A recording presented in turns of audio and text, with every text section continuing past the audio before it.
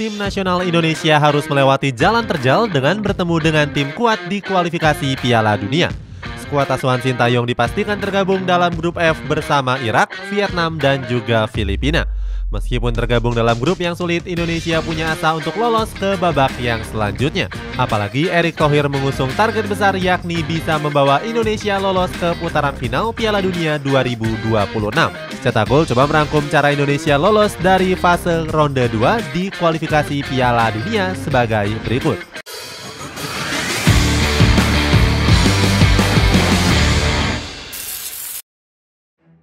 Ditakdirkan menghadapi Irak. Tim nasional Indonesia mendapatkan lawan yang cukup mudah pada laga playoff kualifikasi Piala Dunia zona Asia yakni menghadapi Brunei. Di laga pertama, skuad Garuda menang telak dengan skor 6-0. Sayangnya, kemenangan besar ini justru nggak membuat Sintayong merasa bahagia. Dirinya merasa kecewa dengan para pemainnya yang kerap membuang-buang peluang. Sintayong bilang jika timnas Indonesia bisa mengakhiri pertandingan lebih dari 6 gol. Di laga leg kedua, skuad Garuda kembali menang besar saat bertandang ke Stadion Hasanal Bolkiah. Asnawi Mangkualam dan kawan-kawan berhasil menang dengan skor akhir 6 gol tanpa balas. Dengan begitu, timnas Indonesia berhasil unggul agregat dengan skor 12-0. Setelah sukses mempercundangi Brunei secara 2 leg, timnas Indonesia nggak boleh bersantai-santai. Kita harus menyiapkan amunisi untuk menghadapi ronde kedua kualifikasi Piala Dunia. Sebab Indonesia langsung menghadapi ujian yang berat menghadapi Irak tanggal 16 November di kandang lawan. Pertandingan ini bukanlah laga yang mudah mengingat Irak menduduki peringkat 7 Asia. Gak cuma itu, negara Timur Tengah ini juga diperkuat dengan skuad yang jauh lebih tangguh. Tim berjuluk Lions of Mesopotamia ini berisikan pemain-pemain kelas Eropa seperti Amir Al-Amari, Pasang Abdullah, Alan Mohiden, Alai Gasim, dan juga Andre Al-Sanati. Gak cuma itu, Irak juga punya pemain muda potensial bernama Zinedine Iqbal. Penampilan apiknya itu disorot saat Iqbal tampil apik di laga menghadapi Young Boys. Mantan pemain dari Manchester United itu mencatatkan sejarah sebagai pemain Irak pertama yang bermain di Liga Champions Eropa.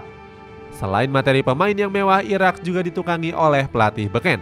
Mereka dipimpin oleh Enrique Jesus Casas yang merupakan mantan asisten pelatih tim nasional Spanyol. Bahkan entrenador 49 tahun ini menilai kalau Indonesia bukanlah tim yang diperhitungkan. Pernyataan ini sempat dilontarkan Jesus Casas setelah hasil pengundian drawing Piala Asia 2024. Indonesia memang gak pernah menang saat berjumpa dengan Irak. Skuad Garuda harus takluk sebanyak 5 dari 6 laga yang sudah dimainkan. Walaupun punya rekor yang buruk, tapi Sintayong tetap fokus untuk membangun mental para pemain. Dia berjanji akan mengeluarkan performa maksimal saat bertandang ke Stadion Basra. Berhasil mencuri poin di kandang tim yang paling diunggulkan dalam grup menjadi suatu target yang dinilai cukup realistis. Wajib membantai Filipina di kandang. Selanjutnya, Indonesia sedikit lebih lega setelah menghadapi Irak di laga pertama. Kita akan berhadapan dengan Filipina di kandang sendiri. Sebagai informasi, Filipina sedang menduduki ranking 135 dunia atau di atas 10 peringkat dari Indonesia. Meskipun unggul secara peringkat, tapi Indonesia menjadi tim yang diunggulkan. Skuad Garuda punya catatan apik saat berhadapan dengan sesama negara Asia Tenggara ini. Dari 9 pertemuan di Piala AFF, Indonesia berhasil memetik 6 kemenangan. Apalagi dalam 3 laga terakhir, Filipina selalu gagal meraih kemenangan. Namun skuad Garuda juga harus waspada dengan kekuatan dari Filipina. Salah satunya adalah Jacques Pena yang baru menjalani debutnya di tim senior pada bulan Juni lalu. Kemungkinan besar Filipina juga bakal memainkan bek muda Atletico Madrid yakni Santiago Rublico. Gaya bermainnya yang atraktif membuat dirinya dijuluki sebagai the next Dani Alves. Namun Indonesia tetap mengantongi peluang menang yang besar. Pasalnya di Piala AFF kemarin Filipina bahkan gak lolos dari fase grup. Sedangkan Indonesia adalah semifinalis di Piala AFF yang lalu. Mantan pelatih tim nasional Filipina yakni Rob Gir menyebut Indonesia selalu memberikan tekanan. Laga ini akan dimainkan pada 21 November alias 5 hari setelah laga menghadapi Irak. Besar harapan kita untuk melihat Indonesia menang dengan skor telak. Partai hidup mati menghadapi Vietnam. Setelah menghadapi Filipina, Indonesia melakoni laga terakhir putaran pertama menghadapi Vietnam. Skuad Garuda sendiri sudah sering bertemu dengan musuh bebuyutannya tersebut. Kedua negara sudah pernah bertanding pada kualifikasi Piala Dunia 2022 yang lalu. Sayangnya Indonesia memetik hasil negatif dengan menjadi juru kunci klasemen grup G. Dalam dua pertandingan, skuad asuhan Simon McManamy selalu dikalahkan dengan skor yang telak. Di putaran pertama, skuad Garuda diperdaya dengan 4 gol tanpa balas.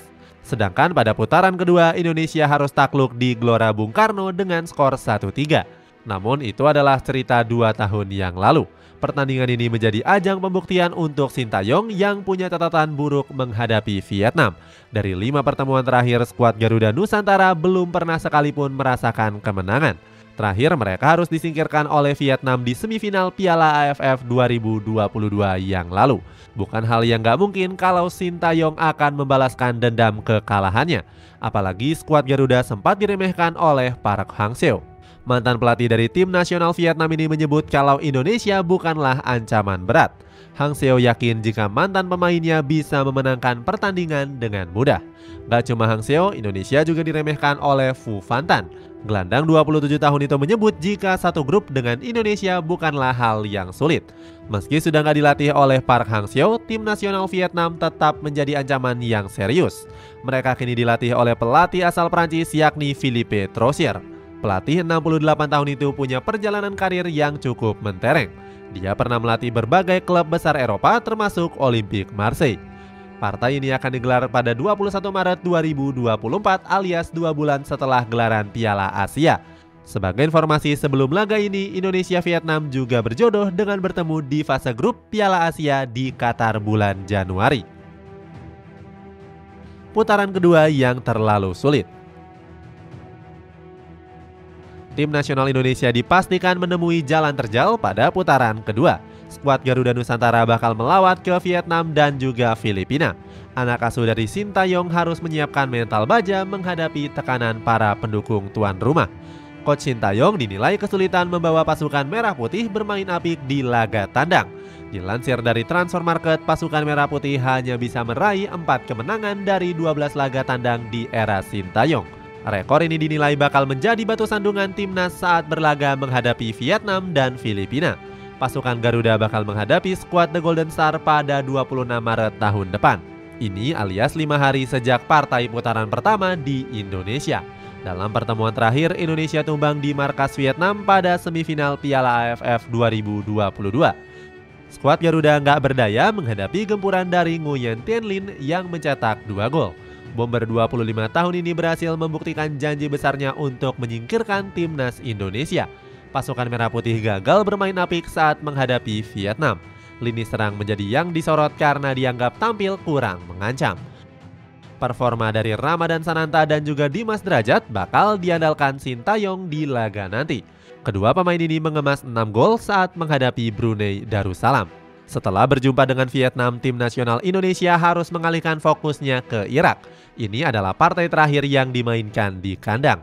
Jika dalam 4 laga sebelumnya bisa konsisten mengamankan poin penuh, maka laga ini akan lebih mudah. Tetapi jika hasil di laga-laga sebelumnya kurang maksimal, maka partai ini merupakan laga yang menentukan nasib. Menang di kandang sendiri menjadi hadiah yang terbaik untuk masyarakat Indonesia. Terakhir, skuad Garuda bertandang ke markas skuad The Ascals, Filipina. Sintayong sendiri mengaku sudah memikirkan laga menghadapi Filipina di putaran kedua nanti. Dirinya bertekad membawa skuad Garuda meraih hasil yang maksimal. Tim nasional Filipina juga sudah mulai kehilangan talenta emas dari proses naturalisasinya. Sementara skuad Garuda punya kedalaman skuad yang lebih unggul. Beberapa pemain naturalisasi semakin membuat pasukan merah putih disegani. Dengan komposisi skuad yang lebih mumpuni, timnas Indonesia diprediksi bakal menumbangkan Filipina. Peluang lolos yang lebih besar. Indonesia berpeluang lolos ke putaran final Piala Dunia 2026. Pasalnya, FIFA menambah kuota negara peserta menjadi 48 negara dari yang sebelumnya hanya 32 saja. FIFA ingin membuka kesempatan untuk negara yang belum pernah merasakan Piala Dunia. Beberapa negara dari benua Afrika mendukung penuh keputusan tersebut. Sementara beberapa negara dari benua Eropa mengaku kurang setuju. Pasalnya, jadwal pertandingan akan semakin padat sehingga berpengaruh pada kebugaran pemain. Gianni Infantino enggan menggubris penolakan tersebut. Menurutnya, semua pihak harus melihat sisi positif dari bertambahnya jumlah peserta Piala Dunia. Tim nasional Indonesia jelas diuntungkan dengan bertambahnya jumlah kuota tersebut. Skuad Garuda harus berada di 2 besar untuk menjaga asa lolos ke Piala Dunia. Bahkan jika mampu finish di 2 besar grup F, Indonesia akan lolos otomatis ke Piala Asia. Jika lolos, pasukan Merah Putih akan berlaga di putaran ketiga yang dihuni oleh 18 negara. Di babak ini 18 negara akan dibagi dalam 3 grup yang berisikan 6 negara.